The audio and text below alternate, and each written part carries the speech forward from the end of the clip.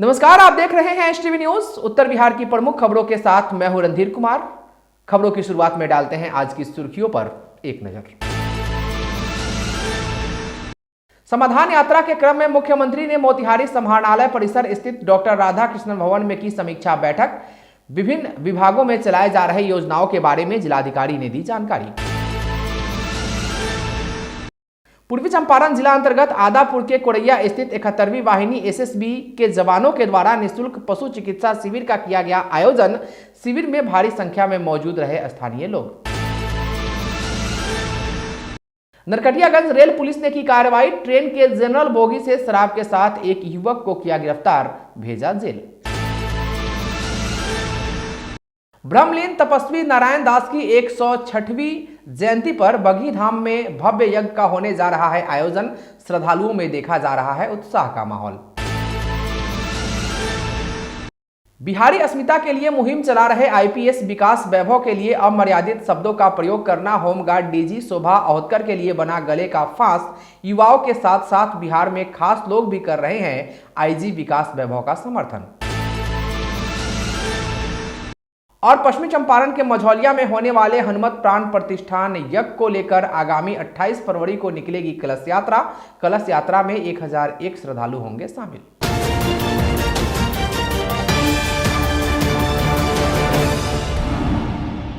मुख्यमंत्री नीतीश कुमार ने समाधान यात्रा के क्रम में पूर्वी चंपारण जिले में विभिन्न विभागों के द्वारा चलाए जा रहे विकास कार्यों की प्रगति के संबंध में समाहरणालय स्थित डॉक्टर राधाकृष्णन भवन सभागार में समीक्षा बैठक की। बैठक में विधान पार्षदगण एवं विधायकगण तथा विभिन्न विभागों के अपर मुख्य सचिव, प्रधान सचिव, सचिव आदि शामिल हुए। बैठक में पूर्वी चंपारण जिलाधिकारी शीर्षत कपिल अशोक ने प्रस्तुतिकरण के माध्यम से जिले में विभिन्न विभागों द्वारा चलाई जा रही विकास योजनाओं के संबंध में विस्तृत जानकारी दी।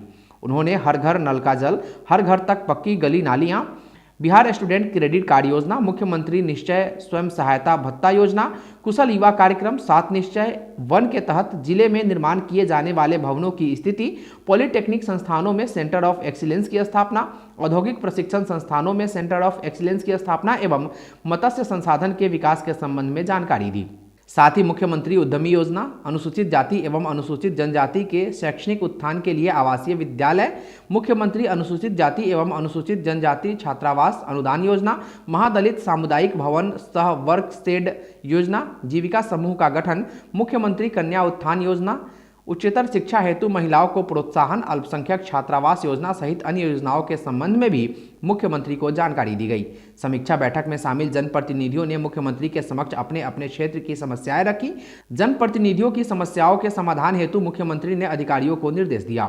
समीक्षा बैठक में मुख्यमंत्री ने कहा कि उच्चतर शिक्षा हेतु महिलाओं को प्रोत्साहित किया जा रहा है। मुख्यमंत्री बालिका प्रोत्साहन योजना का लाभ तेजी से दिलाएं, कोई भी नहीं छूटे। उन्होंने कहा कि अनुसूचित जाति के लिए बचे हुए आवासीय विद्यालयों का निर्माण कार्य तेजी से पूर्ण किया जाए। मुख्यमंत्री कन्या उत्थान योजना के तहत आधार पंजीकरण का काम तेजी से कराएं और कोई छूटे नहीं, इसका ध्यान रखने को भी मुख्यमंत्री ने कहा। पूर्वी चंपारण जिलाधिकारी शीर्षत कपिल अशोक ने हरित पौधा और प्रतीक चिन्ह भेंट कर मुख्यमंत्री का स्वागत किया। समीक्षा बैठक में वित्त, वाणिज्य, कर एवं संसदीय कार्य मंत्री विजय कुमार चौधरी, मद निषेध, उत्पाद एवं निबंधन मंत्री सह पूर्वी चंपारण जिले के प्रभारी मंत्री सुनील कुमार, राजस्व एवं भूमि सुधार मंत्री आलोक कुमार मेहता, पंचायती राज मंत्री मुरारी प्रसाद गौतम, विधि मंत्री समीम अहमद, विधान पार्षदगण, विधायकगण, मुख्य सचिव आमिर सुभानी, पुलिस महानिदेशक आरएस भट्टी, संबंधित विभाग के अपर मुख्य सचिव, प्रधान सचिव, सचिव, मुख्यमंत्री के सचिव अनुपम कुमार, मुख्यमंत्री के विशेष कार्य पदाधिकारी गोपाल सिंह, तिरहुत प्रमंडल के आयुक्त गोपाल मीना, पुलिस उप महानिरीक्षक चंपारण रेंज प्रणव कुमार प्रवीण, पूर्वी चंपारण के जिलाधिकारी शीर्षत कपिल अशोक और पुलिस अधीक्षक कांतेश कुमार मिश्रा सहित अन्य वरीय पदाधिकारी उपस्थित थे। समीक्षा बैठक के बाद पत्रकारों से बात करते हुए मुख्यमंत्री ने कहा कि समाधान यात्रा का मकसद सरकार द्वारा चलाए जा रहे कार्यक्रमों के बारे में जानकारी लेना है। विकास का काम कितना हुआ है और कितना बाकी है, इसे देखना है। इसके अलावे लोगों की और कोई ज़रूरत है, उसे जानने और समझने के लिए हम लोग यात्रा पर निकले हैं। उन्होंने कहा कि इसी सिलसिले में यहाँ आकर हमने विकास कार्यों का जायजा लिया है। मुख्यमंत्री ने कहा कि यहाँ पर काफ़ी अच्छा काम हो रहा है।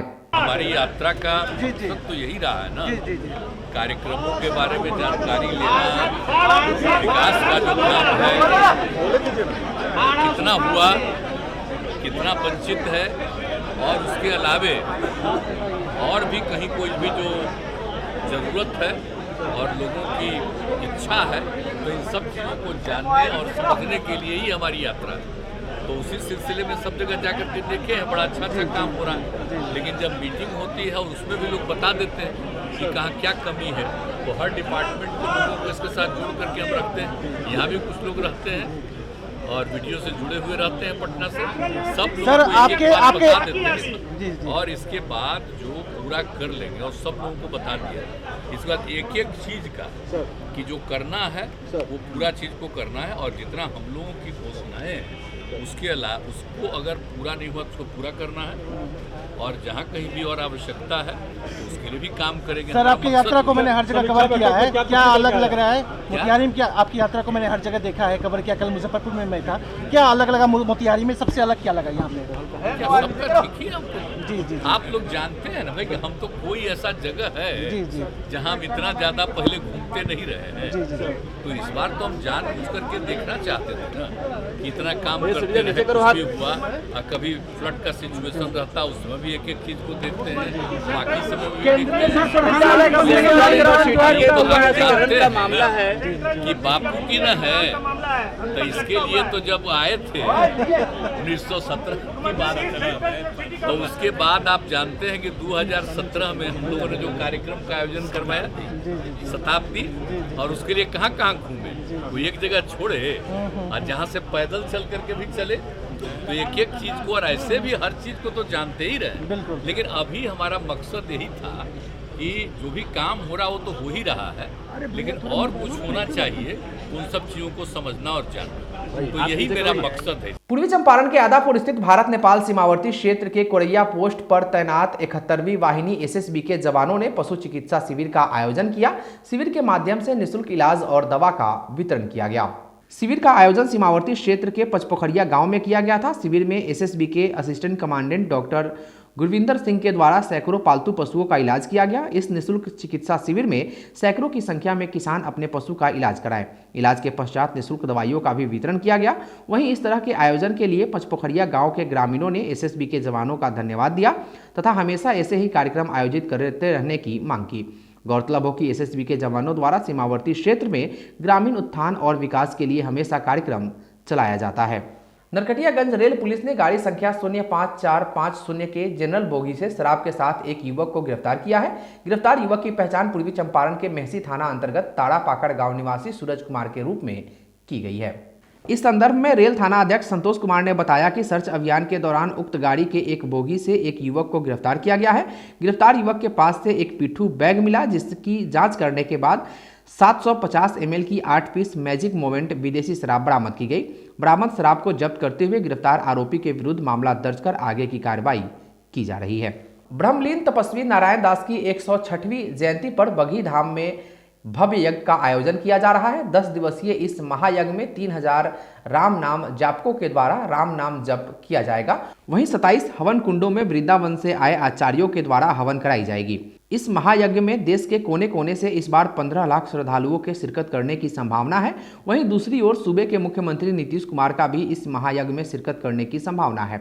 गौरतलब है कि वर्ष 2017 में आयोजित हुए महायज्ञ में मुख्यमंत्री नीतीश कुमार और राजद सुप्रीमो लालू प्रसाद यादव ने भी शिरकत की थी। इस यज्ञ को लेकर श्रद्धालुओं में उत्साह का माहौल देखा जा रहा है। परम पूज्य ब्रह्मलीन तपस्वी श्री नारायण दास जी महाराज गुरुदेव भगवान जी, उनका जन्मोत्सव है, 106वीं जयंती है। पूज्य गुरु भाई श्री रामज्ञा दास जी महाराज की स्मृति है, पुण्य स्मृति है। और 108 भवन जो बनवाया गुरुदेव भगवान जी ने, जिसका जीर्णोद्धार कार्य हुआ है, चल रहा है, इस 3 उपलक्ष्य में 108 कीर्तन कुंज में लगभग 2500-3000 नाम जापकों द्वारा श्री सीताराम नाम जप महायज्ञ आयोजित है। 27 हवन कुंड में हवन होगा। वृंदावन से बहुत आचार्य, बहुत अच्छे वैदिक आचार्य ब्राह्मण लोग आ रहे हैं हवन कराने के लिए। मेरा एक सूचना देने के आधार पे ये निवेदन करना चाहता हूँ आम जनमानस से कि मिथिला का क्षेत्र है और यहाँ महान संत का उद्भव हुआ, आगमन हुआ, और उन्होंने पूरे देश में और पूरे विश्व में भगवती श्री जानकी जी और भगवान राम जी के नाम का प्रचार प्रसार किया। मैं ऐसा मानता हूँ कि उनके सपूत के रूप में परम पूज्य ब्रह्मलीन तपस्वी श्री नारायण दास जी महाराज का आगमन मिथिला में हुआ, और हम लोग मिथिला के लोग हैं, मिथिला में ये कार्यक्रम है, इसलिए बघी धाम से सबको आग्रह कर रहा हूँ इस महायज्ञ में सभी लोग आएँ और सभी लोग आकर के भाग लें, क्योंकि एक महान पुरुष की तपस्थली है, पुण्यभूमि है और जन्म स्थली भी है। बिहारी अस्मिता के लिए मुहिम चला रहे आईपीएस विकास वैभव के लिए अमर्यादित शब्दों का प्रयोग करना होमगार्ड डीजी शोभा अहोतकर के लिए खाई का रूप लेता जा रहा है। युवाओं के साथ साथ बिहार के खास लोग भी आईजी विकास वैभव के समर्थन में उतर रहे हैं। आज मोतिहारी के कचहरी चौक पर मोतिहारी के विभिन्न क्लब और संस्थाओं से जुड़े लोगों ने विकास वैभव के समर्थन में नारेबाजी की और डीजी शोभाकांत अहोलकर के खिलाफ नारा लगाते हुए कार्रवाई की मांग की गई। इस अवसर पर मौजूद लोगों ने पत्रकारों से बात करते हुए क्या कहा, सुनिए। आज हम लोग यहाँ पे मोतिहारी सिविल सोसाइटी के नागरिक, जो भी आम नागरिक हैं, वो नागरिक के सभी संबद्ध वर्गों के लोग, विभिन्न चैम्बर्स के, विभिन्न वर्ग के, विभिन्न पदाधिकारी लोग, सभी लोग भांति के जगह से आकर करके यहाँ इकट्ठा हुए हैं और इन लोगों का रोष है, इन लोगों का क्रोध है इस बात पर कि जिस बिहारी पहचान के लिए हम लोग मर मिटते हैं, बाहर में जाकर जिस बिहारी की शान मनाने के लिए हम लोग अपने जान तक को दांव पर लगा देते हैं, और हमारे नेतागण, जो भी हमारे नेतागण हैं यहाँ किसी भी दल के हों, जो बार बार चुनाव के समय में बिहारी अस्मिता का गुणगान कर करके उसको बचाने की मांग करते हैं और बिहारी होने पर गर्व होने का एहसास कराते हैं, वो सभी लोग आज मौन बैठे हुए हैं और बिहारी अस्मिता पर बार बार लगातार कुठाराघात किया जा रहा है।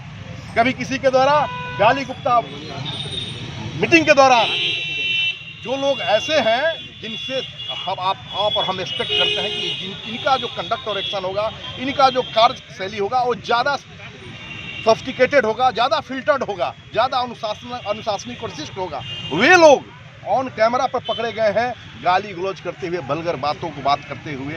और इतना ही नहीं, अब स्थिति ये बन गई है कि बड़े पदाधिकारी लोग हैं, जैसे विकास वैभव किसी पहचान के मोहताज नहीं है। इसके पहले भी आया था किसी पदाधिकारी का बात। इन लोगों को बार बार निशाने पर लेकर करके, और सिर्फ नीचे के निशाने की बात नहीं है, बिहारी अस्मिता को ठेस पहुंचाने के लिए बिहारी कह करके गालियां दिया जाता है कि तुम बिहारी कामचोर होते हो, यू ब्लडी बिहारी। बहुत तरह की बातें आई हैं छन करके।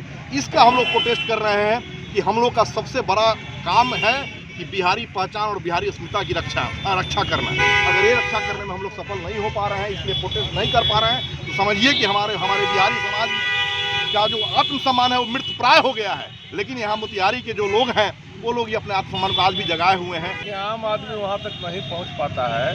हम लोगों के जो हाथ में है, विभिन्न संगठनों के लोग हैं, और विकास वैभव पूरे बिहार के आगे बढ़ाने के लिए लेट्स इंस्पायर बिहार के तरफ से युवाओं को प्रेरित करने का काम, समाज को प्रेरित करने का काम कर रहे हैं। तो हम लोग सामाजिक आदमी हैं। अब मुख्यमंत्री तक हम लोगों की पहुँच नहीं है कि वहाँ जाके हल्ला कर सकते हैं। हमारी पहुँच यही है कि शांतिपूर्वक अपनी बातों को आपके माध्यम से आपसे अनुरोध करके वहाँ तक पहुँचाना है। इस पर कार्रवाई होनी चाहिए, अन्यथा बिहार के लोग जो बार बार प्रताड़ित हो रहे हैं, बार बार गाली सुन रहे हैं और उनकी अस्मिता के साथ खिलवाड़ किया जा रहा है बाहर के पदाधिकारियों के द्वारा, इसको नहीं सहन किया।